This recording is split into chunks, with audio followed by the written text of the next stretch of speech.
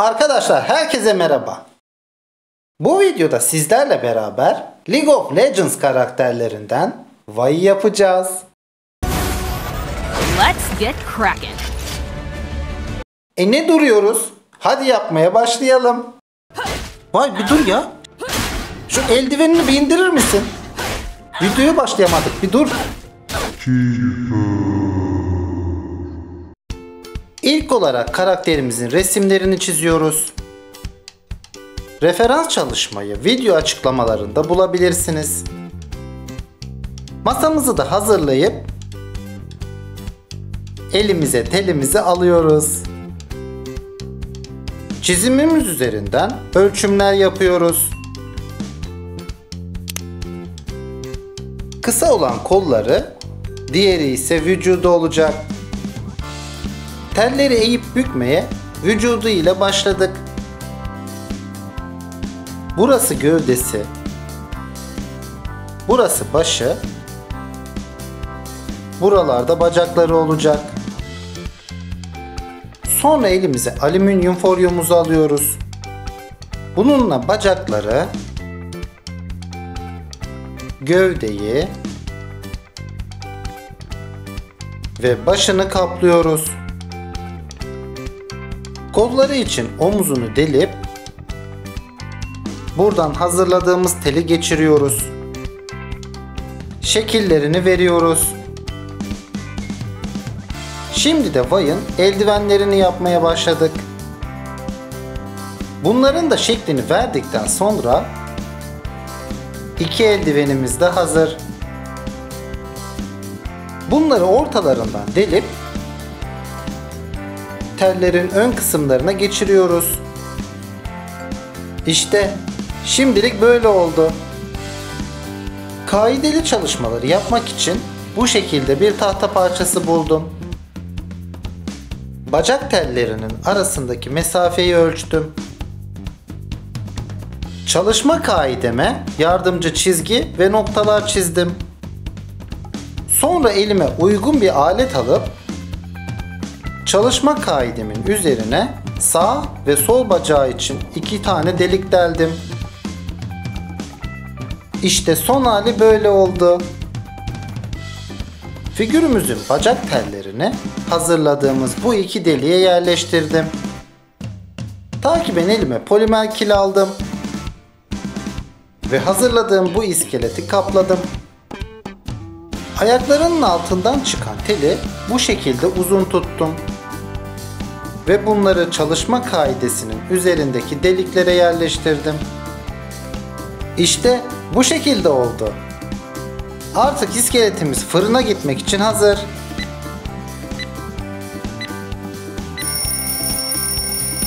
İskeletimiz fırından geldi.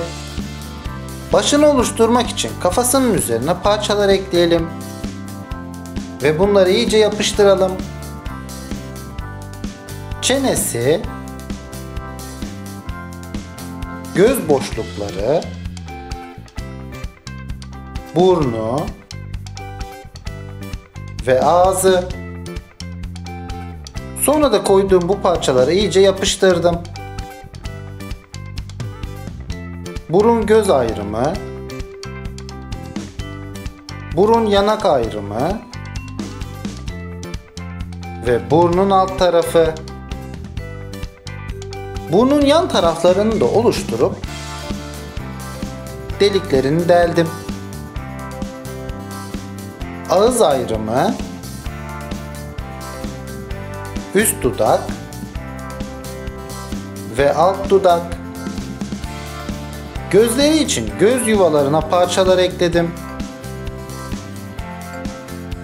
Sonra da elime bu toplu iğneyi aldım. Gözün üst göz kapağını ve alt göz kapağını çizdikten sonra arasını biraz boşalttım ve kesim izlerini kaybettim. Bu da diğer gözü. Kaşlarını yapıştırıp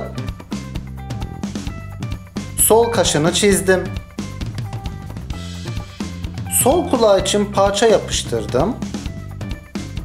Şeklini verdim. deldim ve tamamladım. Bu da diğer kulağı. Üzerindeki bazı aksesuarları yaptım. Üst dudağını çizdim. Şimdi saçının kısa olan sol tarafını yapmaya başladık. Parçaları yapıştırdıktan sonra sınırlarını çizdim ve saçın dokusunu oluşturdum. Takiben saçının uzun olan kısımlarını yaptım.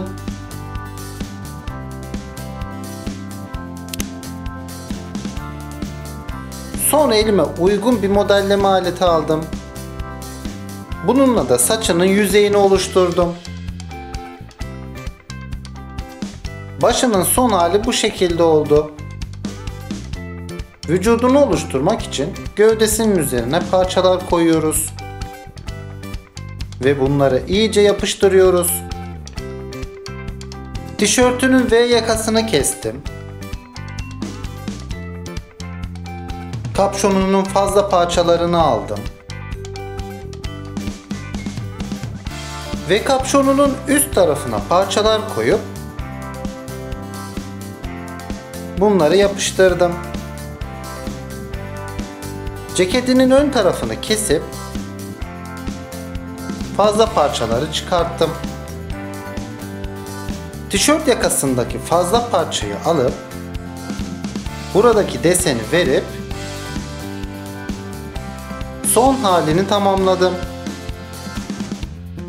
Alt taraftaki fazla parçaları kesip çıkarttım. Ceketin yan tarafındaki çizgiler ve alt tarafındaki çizgiler, omuzlardaki çizgiler ve kollardaki çizgiler. Kol peçi için parça yapıştırıp bunun şeklini verdim. Bu da diğer peçi. Ceket kolunun bitim yerini kesip kesim izlerini kaybettim. Ceket kolundaki kırışıklıkları yapıp hatları yumuşattım. Bu da diğer kolu. Ceketimin arka tarafına da bazı kırışıklıklar ekleyip çalışma izlerini kaybettim. Ceketin sağ omzundaki tokası, ceketinin ön tarafındaki tokalar. Bu uzun ince parçalarla ise ceketinin üzerindeki kalan diğer detayları oluşturuyoruz. Ceketin son hali böyle oldu. Şimdi figürümüzü tekrar fırına götürelim.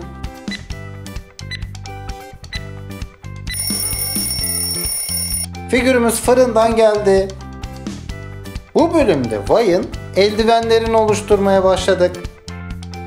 Koyduğumuz parçaları yapıştırıyoruz. Parmak araları, yumruğun alt tarafı, iç tarafı ve üst tarafı. Yumruğun köşesini kesip buraya yuvarlak parçaları yapıştıralım. Ve üçgen şeklinde parçaları da ekleyelim. Yuvarlaklardaki detaylar. Parmakların köşe kısmına önceden hazırladığımız bu küçük dikdörtgen parçaları yapıştırıyoruz. Şimdi de Vay'ın eldiveninin üst tarafını yapmaya başladık. Bu kısmı size nasıl anlatacağım bilmiyorum. Eldiveni görsellerden 3 boyutlu bir şekilde inceledim. Üzerindeki detayların sınırlarını çizdim. Kimi yerlerden parçalar kestim, kimi yerlerde parçalar yapıştırdım. Bu yaptığım parçaların isimlerini bilmiyorum. Bunlar da böyle parçalar işte. Sol eldiveni tamamladık. Bu da sağ eldiveni. Vay tekrar fırına gidiyor.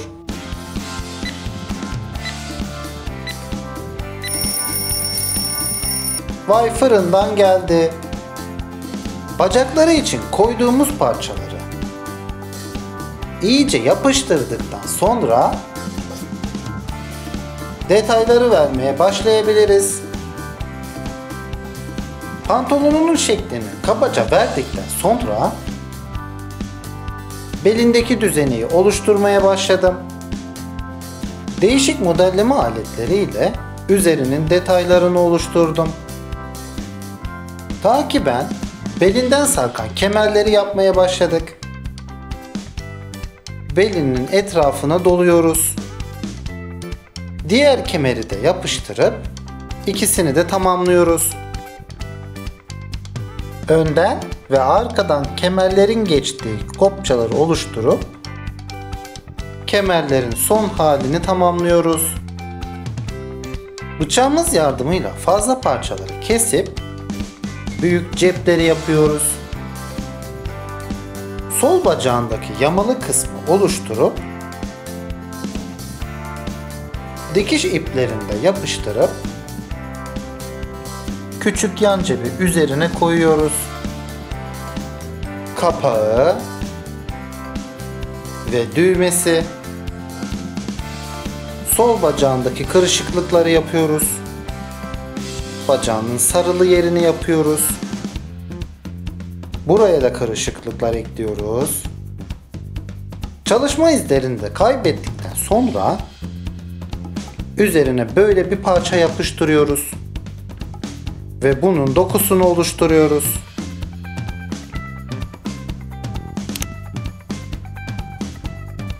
Aradaki açıklığı da yaptıktan sonra bağlı olduğu ipleri üzerine yapıştırıyoruz. Takiben sol ayağının çizmesiyle devam ediyoruz. Çizmenin üzerine doladığı bağları yapıyoruz. Bağcığı yok muydu acaba? Bu çizmeyi neden böyle sardı ki? Çizmenin ön tarafı, topuk taban ayrımı ve çizmenin tabanı. Sol bacağımız tamam. Artık sağ bacağa geçebiliriz. Dizin alt ve üst tarafındaki kırışıklıklar, dizin bağlı olan yeri. Bu parça sonradan yapıştıracağımız aparatın bağı olacak. İşte bu da o aparat. Çizmesinin sarkan kısmı, ön tarafı, bağcık delikleri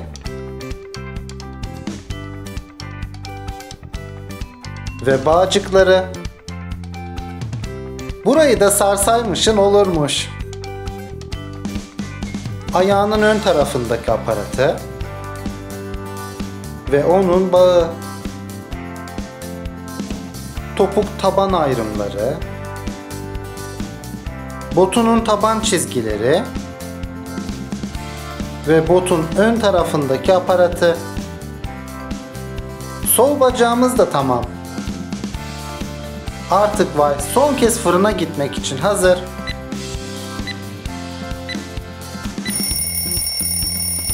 Vay son fırından da geldi. Figürlerimi üzerine koymak için bu şekilde ahşap kaideler hazırladım. Yaptığım figürü çalışma kaidesinin üzerinden çıkarttım. Elime hazırladığım kaidelerden 3 tanesini aldım. Ve bunları birbirine yapıştırdım. İşte böyle sağlam bir şey oldu. Şimdi bunu yere koyalım.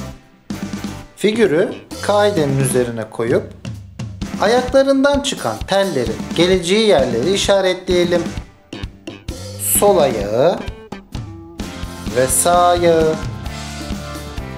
Şimdi elimize delici uçlu bir alet alalım. Çizdiğimiz referans noktalarına delikler delelim. Ve üfleyerek delikten çıkan talaşı temizleyelim. Burası da ön taraftaki delik.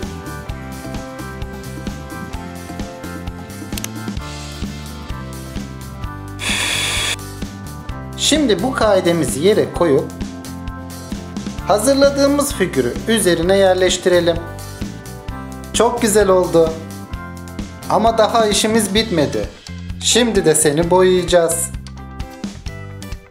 Pembe ile Vay'ın uzun saçlarını boyadım. Daha koyusuyla da kısa saçlarını. Ten rengiyle yüzünü, sol kolunu ve sağ kolunu. Açık bordoyla dudaklarını. Beyazla gözlerinin beyazını. Siyahla gözlerinin renkli kısımlarını. Gri ile renkli kısımların içine. Tekrar siyahla kirpikleri. Göz bebeklerini ve kaşlarını boyadım. Metalik gri ile yüzündeki aksesuarları, açık kahverengi ile dövmelerini, kırmızıyla ise ceketini boyadım.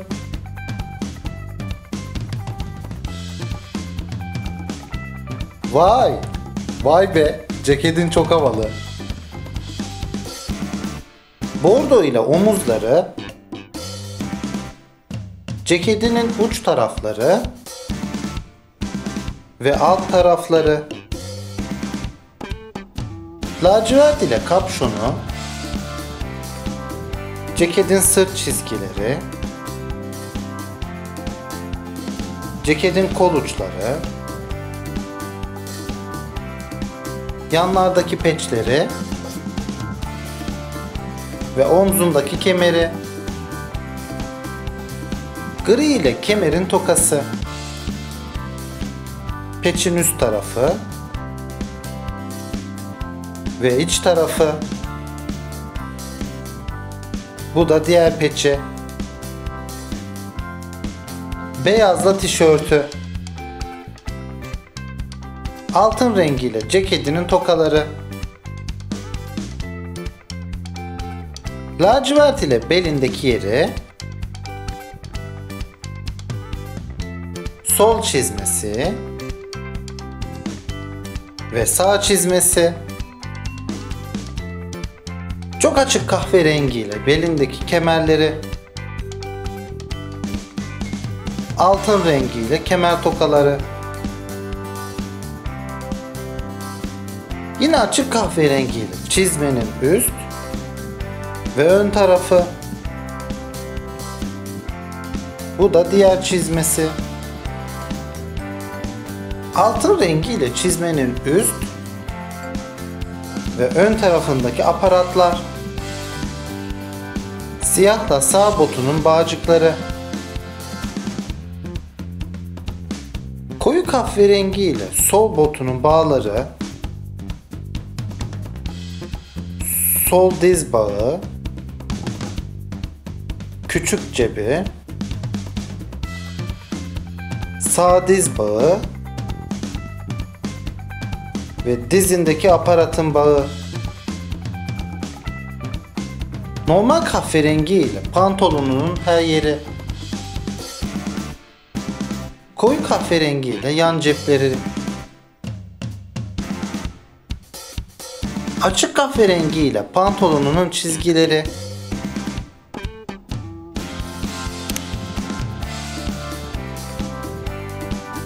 Altın rengi ile dizindeki aparatı.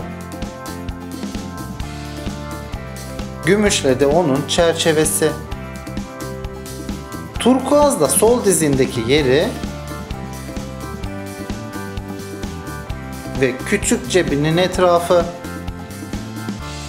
Siyahla dikiş ipleri ve turkuaz yerlerin bağları. Vay'ın eldivenlerini boyamayı da en sona bıraktım. Öncelikle koyu mavi ile eldiveninin her tarafını boyadım. Diğer eldivenini de. Sonra elime altın rengini aldım. Bu renkte de eldivenin üzerinde bu renk olan her yeri boyadım. Buralarını, buralarını ve son olarak da buralarını boyadım. Elime aldığım gümüş gri ile eldivenin alt ve arka taraflarını boyadım. Açık mavi ile eldivenin buralarını boyadım. Son olarak da diğer eldiveni de boyadıktan sonra işte karşınızda vay! Videomu izlediğiniz için teşekkür ederim. Gerçekten bu zamana kadar yaptığım en detaylı çalışma oldu. Videoyu beğendiyseniz beğen butonuna basıp bana destek olabilirsiniz. Vay, saçların çok şekil. Eldivenin de Thanos'un eldivenine benziyor. Clay Demol kanalı tüm sosyal ağlarda. Yavaşça vur da elimi kırma. Arkadaş şu eldiveni bir ver de ben takayım ya. Oh, ne olur lan? Vay, hadi lan. Şşt. İstediğiniz başka League of Legends karakterleri varsa yorumlar bölümüne yazabilirsiniz. Vay, dövüşecek birilerini mi arıyorsun? Şimdilik sadece sen varsın. Ama belki yakında Jinx de gelebilir. Eğer buraya kadar videoyu izleyip de abone olmadıysanız ayıp edersiniz. Vay, kızma ya, abone olacaklardır. Başka bir figürde görüşmek üzere. Hoşça kalın. Time